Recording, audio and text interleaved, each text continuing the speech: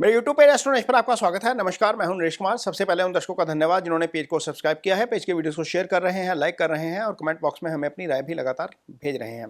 दोस्तों, आज के वीडियो में गोल्ड और सिल्वर की बात करेंगे, लेकिन उससे पहले ये एक स्क्रीनशॉट है आपके सामने। ये वीडियो हमने दिसंबर में डाला था, जिसमें बताया गया था कि 2 मार्च से लेकर 25 मार्च के बीच में सिल्वर में बड़ी गिरावट देखी जा सकती है। 2 मार्च का जो सिल्वर का रेट था वो 297,000 था, यानी कि 2,97,000 था। और हमने अभी अभी इसमें 2,14,000 का लो देख लिया, यानी कि ऊपरी स्तरों से करीब 83,000 का उसमें गिरावट देखने को मिला है। ये एक साइकिल था जो लग रहा था कि एक्टिव हो जाएगा वहाँ पर 2 मार्च से लेकर 25 मार्च के बीच, क्योंकि शुक्र और शनि साथ में थे। नॉर्मली जब शुक्र और शनि साथ में होते हैं तो सिल्वर में भारी गिरावट देखने को मिलती है। ये हमने 1981 में देखा था, फिर उसके बाद 2011 में भी देखा था। बहुत सारे जितने भी बड़े फॉल आए थे उसमें इस कॉम्बिनेशन का जो है वो बहुत ज़्यादा असर देखने को मिला था। शुक्र शनि आमने सामने हो, शुक्र शनि साथ में हो, तो अल्टीमेटली इसमें गिरावट आ जाती है। तो ये हमने अपने पिछले हफ्ते जो दर्शक लाइव में जुड़ते हैं उनको चार्ट पे भी बताया था कि 18 और 19 की तारीख मुझे थोड़ी सी डिस्टर्ब लगती है, और हमने इन 2 दिनों में ही बड़ी गिरावट देखी है। अब सवाल है कि इतनी बड़ी गिरावट के बाद अब आगे क्या नज़र आता है, क्योंकि ग्लोबल अनसर्टेनिटी अभी भी बनी हुई है, वार की सिचुएशन अभी ईज नहीं हुई है। लेकिन क्या प्लानिटरी साइकिल बोलता है कि यहाँ से रिवर्सल है? तो हाँ, प्लानिटरी साइकिल रिवर्सल की बात कर रहा है। इसको आगे बताएंगे कि कौन सा प्लानिटरी साइकिल है, कब से शुरू होगा। लेकिन पहले ओवरव्यू देखते हैं कि पिछले हफ्ते कैसा रहा है गोल्ड। गोल्ड 10%, यानी कि 10% टूटा है गोल्ड। और गोल्ड की जो क्लोजिंग हुई है कॉमेक्स के ऊपर, कॉमेक्स फ्यूचर की बात कर रहा हूँ मैं, $4574 के ऊपर हुई है, यानी कि $4574 के ऊपर।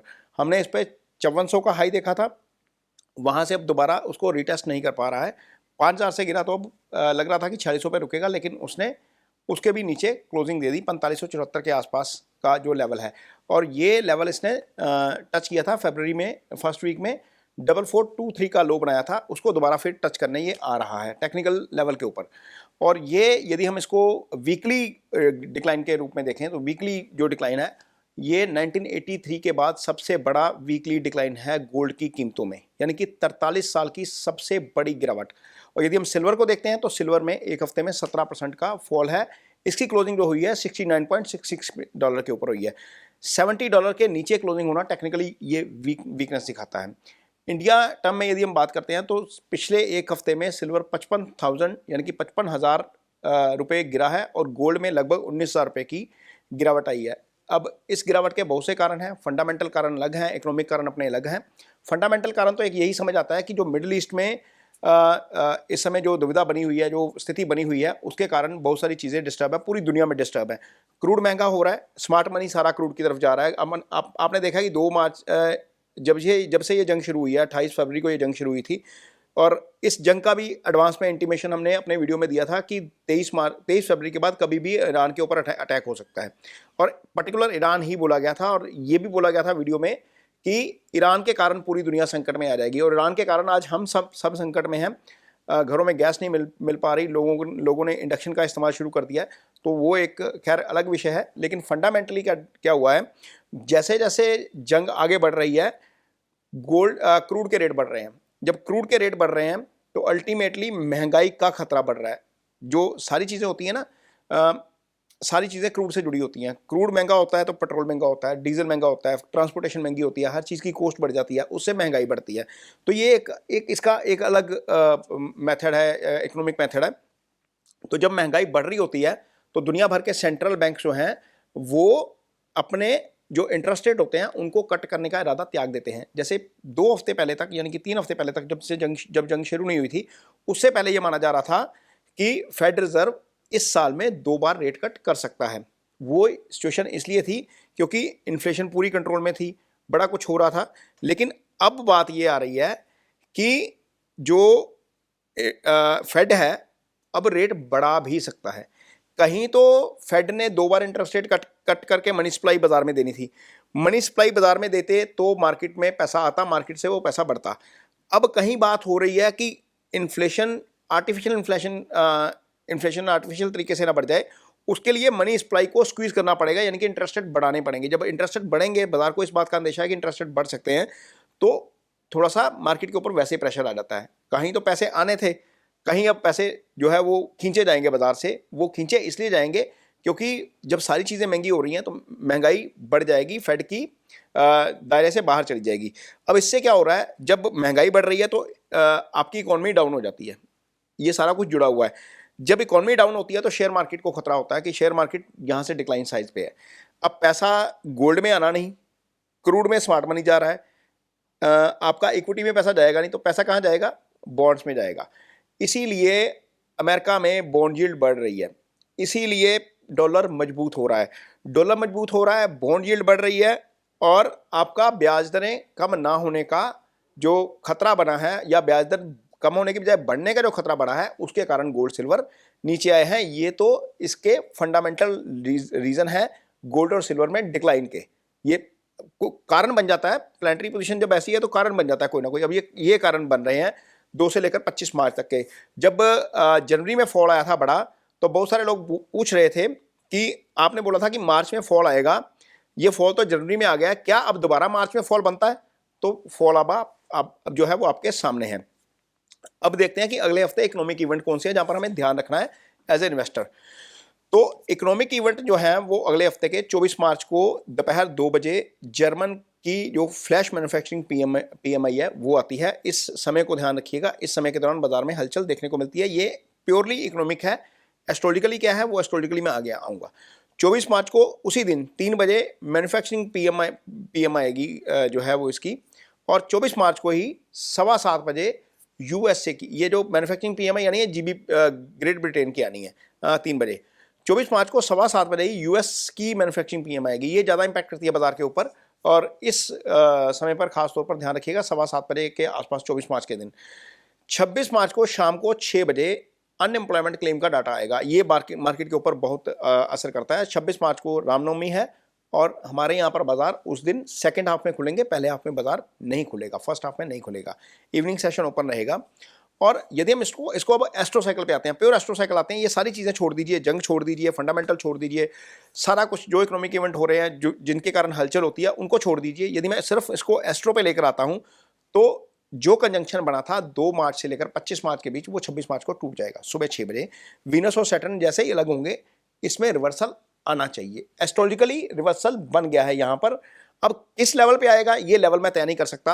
हो सकता है कि अगले 2 दिनों में जब 23 को बाजार खुलेगा तो एक बार दोबारा बॉटम दे और फिर वहीं से ऊपर भाग जाए, लेकिन रिवर्सल चार्ट के ऊपर बन रहा है, एस्ट्रो चार्ट के ऊपर तो क्लियरली नजर आ रहा है। मुझे रिवर्सल इसलिए भी नजर आ रहा है क्योंकि मंगल अब तक राहु के नक्षत्र में थे, राहु अपने नक्षत्र में थे, बुध राहु के नक्षत्र में है, अभी बुध राहु के नक्षत्र में है और राहु के नक्षत्र में है। जब मंगल राहु के नक्षत्र में थे, ये 20 मार्च रात तक मंगल राहु के नक्षत्र में थे 9:30 बजे तक, और 9:30 बजे के बाद वो गुरु के नक्षत्र में आ गए हैं। ये पॉजिटिव चीज़ है, ये थोड़ी सी शांति के लिए पॉजिटिव चीज़ है। मंगल राहु के साथ बने रहेंगे, लेकिन राहु के नक्षत्र से बाहर निकल गए हैं।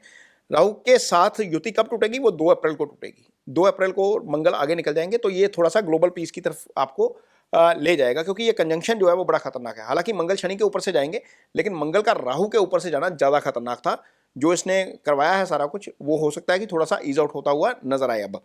और इसके बाद 21 मार्च को, यानी कि जब हम वीडियो शूट कर रहे हैं, आज 21 मार्च है, 21 मार्च को दिन शुरू होते ही, यानी कि 20 मार्च की मध्य रात्रि 1:05 में मरकरी जो है वो डायरेक्ट हो गए हैं। सबको याद होगा 26 फरवरी को मरकरी वक्री हुए थे, बुध वक्री हुए थे।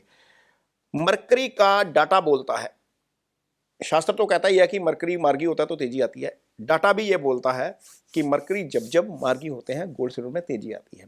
तो ये मार्गी हो गए हैं 21 मार्च को। अब इसका असर कब नजर आता है, क्योंकि अब 29 जून तक मार्गी हैं, मोटे तौर पर यहां से तेजी बन जाएगी, और ये एक पहला सिग्नल है तेजी का गोल्ड और सिल्वर में और इक्विटी मार्केट में भी। 21 मार्च को ही सैटर्न उत्तर भाद्रपद नक्षत्र के दूसरे चरण में आ गए हैं। सैटर्न का उत्तर भाद्रपद नक्षत्र के दूसरे चरण में आना अच्छा नहीं है, ये अपने नक्षत्र में हम बहुत ताकतवर हो गए हैं।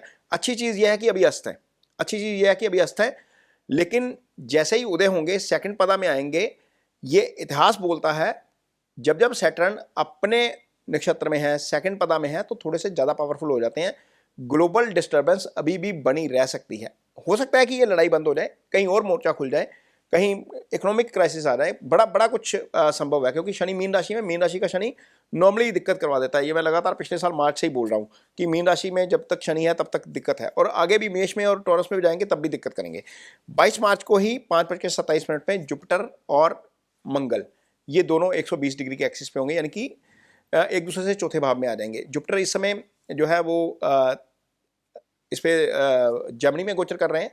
मंगल जो है वो आपके इस समय यहाँ पर है आपके कुंभ में, तो ये 120 डिग्री के एक्सिस पे आ जाएंगे। तो ये 120 डिग्री का एक्सिस बाजार के लिए थोड़ा सा अच्छा है, क्योंकि ये दोनों ही मित्र ग्रह हैं, और ये सुबह 5:27 पे होगा। 25 मार्च को मरकरी की एक्लिप्स क्रॉसिंग है 6:51 पे, ये बाजार के लिए अच्छा नहीं है।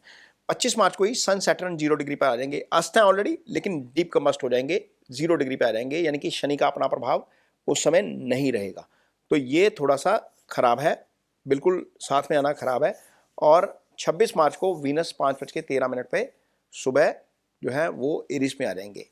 ये इवेंट, ये वाला जो इवेंट है 26 मार्च वाला, ये मुझे ज़्यादा होपफुल लगता है। यहाँ से चीज़ें बदलनी चाहिए, यहाँ से बदलनी चाहिए। जो बॉटम बॉटम इसने करना है, इसके बाद से बाजार में तेजी आनी चाहिए। तो इस हफ्ते में जो मून रहेंगे, मून जो है वो 23 मार्च को सुबह 4:13 पर टॉरस में जाएंगे, यानी कि जिस दिन बाजार खुलेगा उस दिन सुबह 4:13 पे मून उच्च के हो जाएंगे।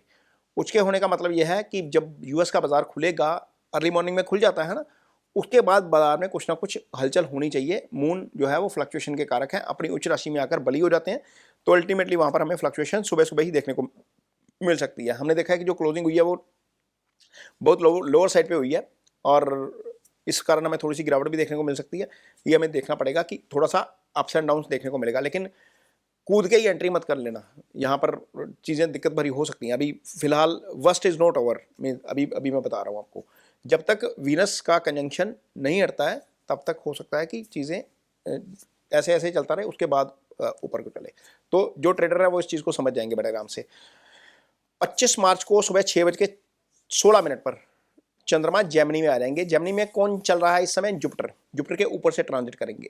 जेमिनी बुध की राशि है, यहाँ से तेजी बननी चाहिए। यहाँ से हो सकता है कि थोड़ा सा पॉजिटिव साइड पे रिकवरी दिखानी शुरू कर दे, लेकिन एग्जैक्ट अगेन मेरी वही 26 मार्च की ही डेट है।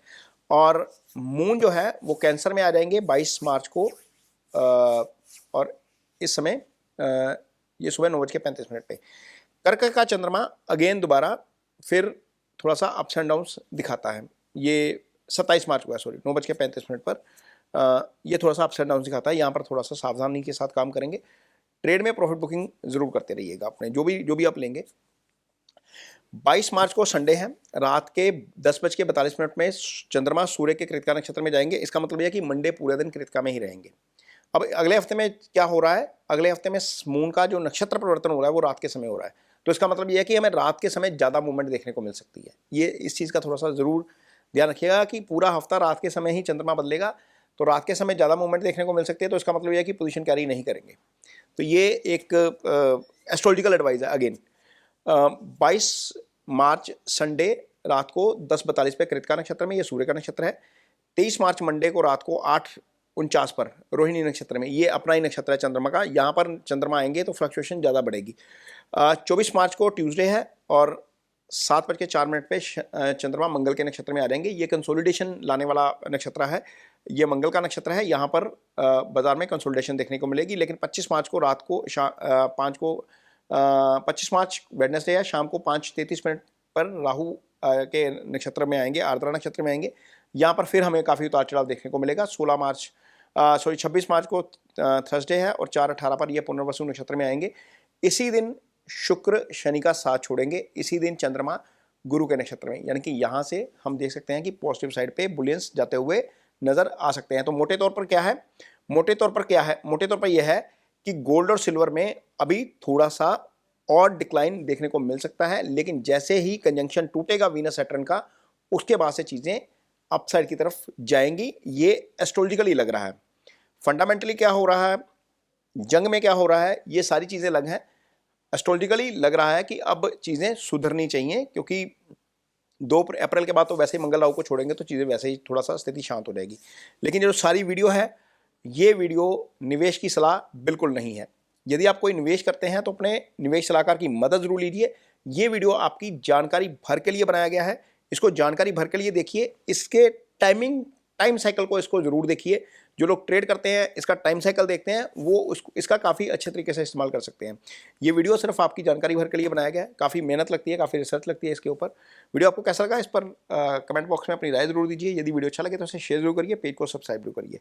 इसके साथ ही मुझे दीजिए इजाजत। नमस्कार।